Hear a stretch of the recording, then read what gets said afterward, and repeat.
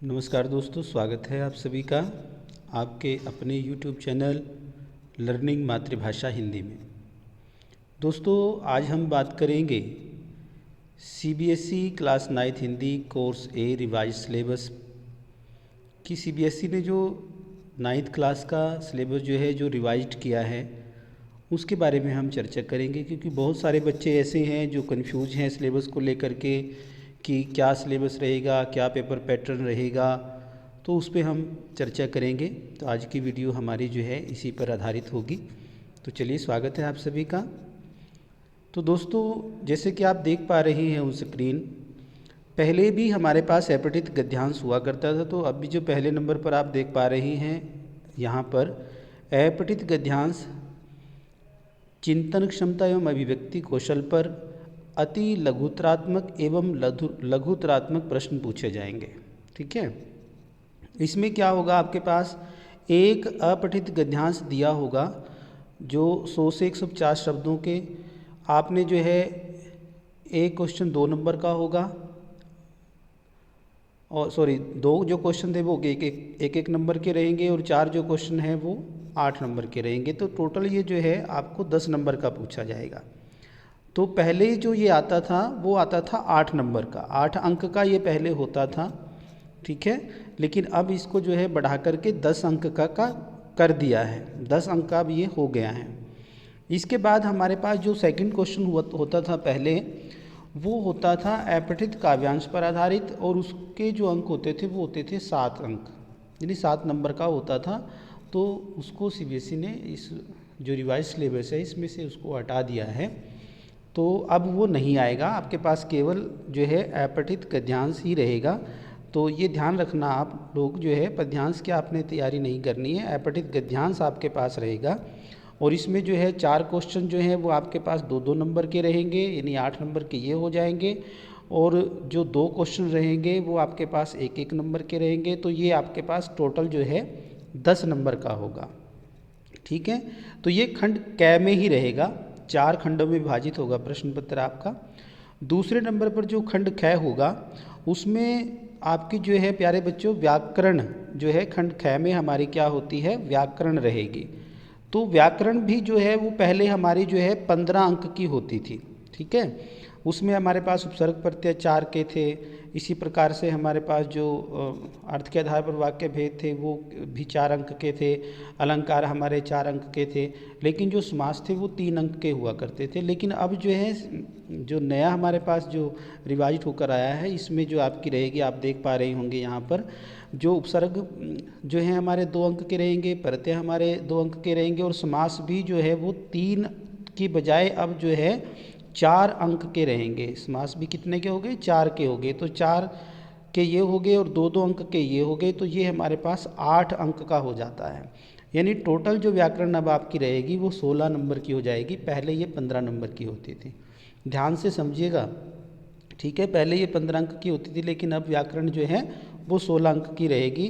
2 number के उपसर्ग रहेंगे, 2 अंक के इसमें प्रत्यय रहेंगे, और समास जो हैं वो 4 अंक के रहेंगे। इसके बाद रहेगा आपके पास अर्थ की दृष्टि से वाक्य भेद, ये भी जो है आपके 4 अंक के रहेंगे। ठीक है, 4 अंक के रहेंगे। जो अर्थ की दृष्टि से जो वाक्य भेद है ये भी 4 के रहेंगे, यहाँ पर भी दिखाया गया है। इसी प्रकार से आपके पास अलंकार हैं। अलंकार में देखिए कौन कौन सा आएगा, शब्दालंकार रहेगा। शब्दालंकार में ये भी यहाँ पर मेंशन किया हुआ है कि अनुप्रास पूछा जाएगा आपसे, यमक और श्लेष। ठीक है, और अर्थालंकार के अंतर्गत आपको उपमा पूछेंगे, रूपक, उत्प्रेक्षा, अतिशयोक्ति और मानवीकरण। तो ये आपके पास रहेंगे, इनसे अलग आपको कुछ भी करने की आवश्यकता नहीं है। इन्हीं में से आपको जो है 4 अंक का ये पूछेंगे, तो जो है 16 अंक की आपकी व्याकरण रहेगी। ठीक है प्यारे बच्चों, तो ये आपके पास खंड ख था। और इसकी इस पार्ट की विशेषता ये रहेगी, वो भी मैं आपको बता देता हूँ कि ये जो पार्ट रहेगा आपका खंड ख जो रहेगा, देखिए यहाँ पे लिखा है कि व्याकरण के लिए निर्धारित विषयों पर विषय वस्तु का बोध, भाषिक बिंदु, संरचना आदि पर प्रश्न पूछे जाएंगे। ये 16 क्वेश्चन होंगे। देखिए 16 अंक का है ना, यहाँ पर भी 16 का है। तो यहाँ पर 16 क्वेश्चन होंगे आपके पास, प्रत्येक क्वेश्चन 1 अंक का होगा। तो ये 16 अंक इस प्रकार से बन जाएंगे। और इसकी विशेषता ये रहेगी कि ये आपके पास ऑप्शनल रहेगा। ठीक है। इसमें आपके पास ऑप्शनल रहेगा, यानी आपको 4 विकल्प दिए जाएंगे, जो भी सही विकल्प होगा उसको आपने सही जो है चुनना होगा। तो इसमें ये आपको ये सुविधा रहेगी। तो ये 16 जो है आपके 16 में से 16 भी आ सकते हैं यदि अच्छे से तैयारी करें आप, विषय वस्तु का अच्छे से बोध हो यदि आप लोगों को। नेक्स्ट हमारे पास आता है तीसरे नंबर पर जो खंड ग में आएगा हमारे पास, खंड ग जो रहता है हमारा, खंड जो ग है हमारा, ठीक है। खंड ग में जो है हमारे पास जो पाठ हैं और पाठों से संबंधित जो प्रश्न हैं और इसी प्रकार से कविताएं हैं, कविताओं से संबंधित प्रश्न हैं, इस पे भी हम चर्चा कर लेते हैं। पहले जो है ये प्यारे बच्चों 13 अंक का होता था, जिसमें क्या होता था 8 अंक के आपको क्वेश्चन पूछे जाते थे और 5 अंक का जो है आपके पास इसमें से कोई भी एक पहरा दे दिया जाता था, नीचे प्रश्न होते थे, उनका आंसर आप लोगों को लिखना होता था। इसको पठित गद्यांश भी आप समझ सकते हैं, ठीक है। उसके आधार पर आपको प्रश्नों के उत्तर देने होते थे।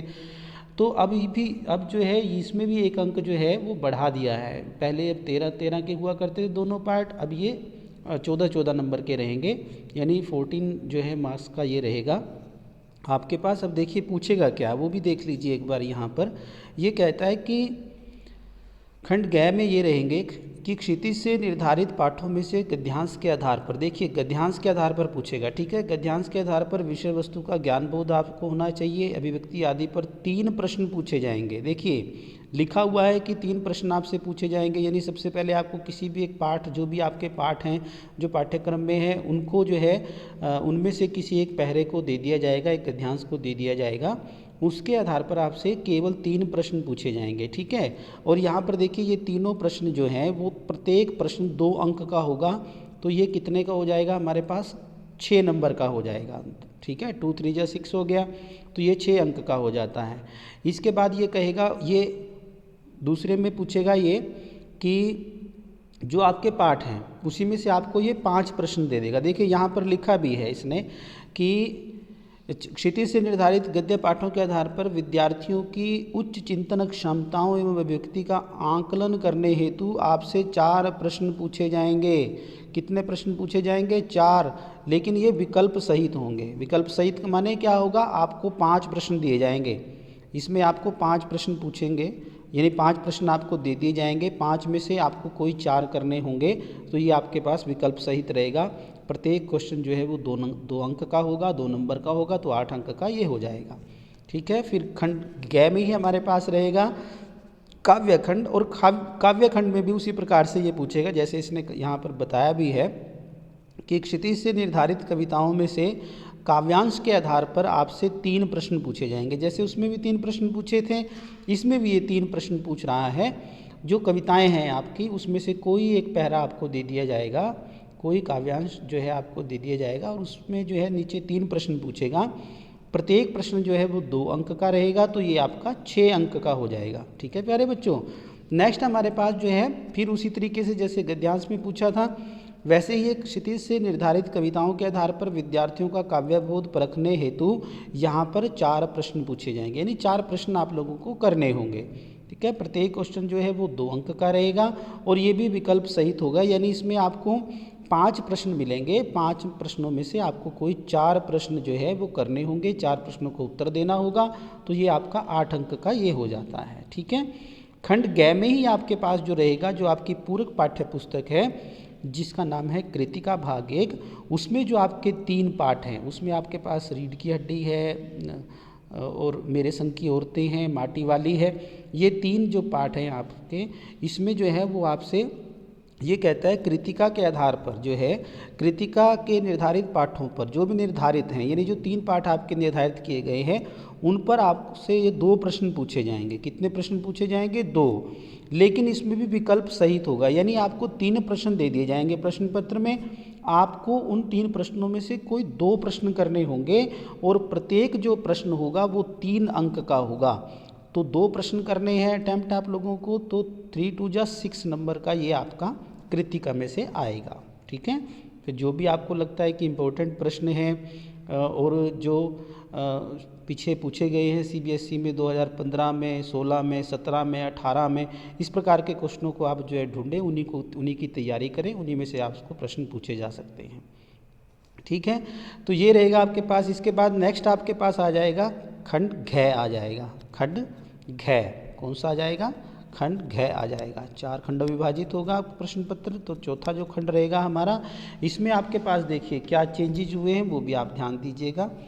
इसमें जो है ये कहता है विभिन्न विषयों और संदर्भों पर विद्यार्थियों के तर्क संगत विचार प्रकट करने की क्षमता को परखने के लिए संकेत बिंदुओं पर आधारित समसामयिक एवं व्यवहारिक जीवन से जुड़े हुए विषयों में से किन्हीं 3 विषयों पर 80 से 100 शब्दों में किसी एक विषय पर अनुच्छेद लिखना है। ध्यान दीजिए प्यारे बच्चों, पहले अनुच्छेद नहीं था आपका, पहले आपके पास आता था निबंध, लेकिन अब इसने निबंध को दिया है हटा, निबंध के स्थान पर क्या दे दिया है, अनुच्छेद दे दिया है। अनुच्छेद आप लोगों ने 8th क्लास में पढ़ा होगा, तो यहाँ पर आपको अनुच्छेद करना है, ठीक है।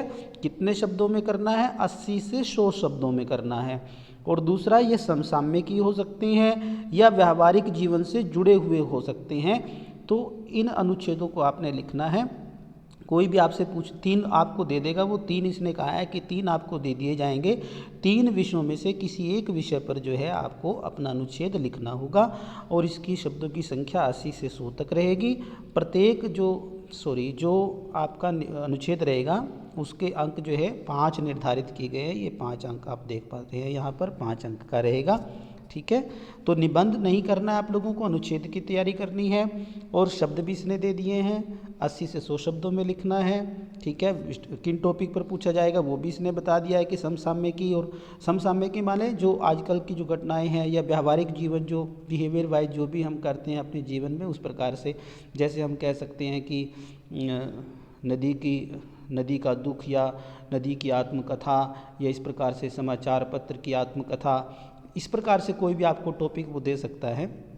नेक्स्ट ये कहता है, दूसरे नंबर पर ये कहेगा इसमें, वो भी देख लीजिए कि अभिव्यक्ति की क्षमता पर केंद्रित औपचारिक अथवा अनौपचारिक, यानी ये जो आपके पत्र हैं ये 2 प्रकार के हैं, औपचारिक और अनौपचारिक। इसमें भी आपको ऑप्शन मिलेगा, ठीक है।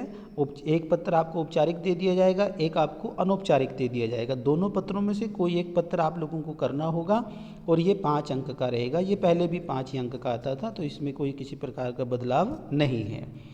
चलिए नेक्स्ट चलते हैं हम।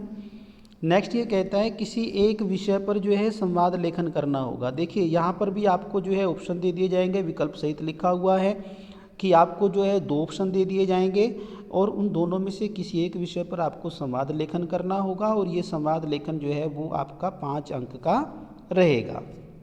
नेक्स्ट देखिए प्यारे बच्चों, जो सबसे मज़ेदार जो चीज़ इन्होंने डाली है, जो आपकी पाठ्य पुस्तक में भी नहीं है, जो आपको खुद से स्वयं से करना है, अपने अध्यापक की सहायता से करना है, वो देखिए क्या है। इसने कहा है यहाँ पर लघु कथा लेखन, देखिए क्या दिया है, लघु कथा लेखन। ये लेखन जो है ये आपने छोटी कक्षाओं में पढ़ा होगा, लघु कथा लेखन। लघु मैंने छोटा, यानी छोटी आपको एक कहानी लिखनी है, कथा मैंने कहानी, ठीक है। आपको कोई टॉपिक दे दिया जाएगा, 2 टॉपिक आपको दे दिए जाएंगे, 3 टॉपिक आपको दे दिए जाएंगे, तो उनमें से किसी एक टॉपिक पर, किसी एक विषय पर जो है आप लोगों को अपनी लघु कथा लिखनी होगी, छोटी कहानी लिखनी होगी और ये विकल्प सहित रहेगा, लिखा भी है यहाँ पर, ठीक है। और दूसरा इसके शब्दों की संख्या जो रहेगी वो 100 से 120 तक रहेगी, ठीक है। लघु कथा लिखनी है आप लोगों को, ये 5 अंक की होगी, 5 नंबर की होगी ये भी। नेक्स्ट, तो ये कुल आपका जो है 80 अंक का पेपर जो है आपका बन जाता है, ठीक है। तो इसमें से देखिए क्या चीज़ इन्होंने हटाई है वो भी आप ध्यान दीजिए। एक तो इन्होंने निबंध हटा दिया है, अनुच्छेद डाल दिया है 5 अंक का, 10 नंबर का निबंध आता था, अब जो है अनुच्छेद आपके पास आ गया है। अनुच्छेद इसने 5 अंक का कर दिया है ना, अनुच्छेद इसने 5 अंक का कर दिया है। इसी प्रकार से जो है इसने लघु कथा जो लेखन आया है हमारे पास, ठीक है, ये आप लोगों को करना है लघु कथा लेखन, ये भी 5 अंक का कर दिया है। तो इस प्रकार से इसने अंकों को अलग तरीके से जो है नए तरीके से हमारे सामने रखा है। तो आपको बिल्कुल घबराने की ज़रूरत नहीं है, बिल्कुल आसान कर दिया है, थोड़ा सा इसको आसान कर दिया है लॉकडाउन की वजह से, क्योंकि पता है CBSE को कि बच्चों की जो तैयारी है वो सही ढंग से नहीं हो पाई है, क्योंकि स्कूल में बंद पड़े हैं, स्कूल में बच्चे नहीं गए हैं।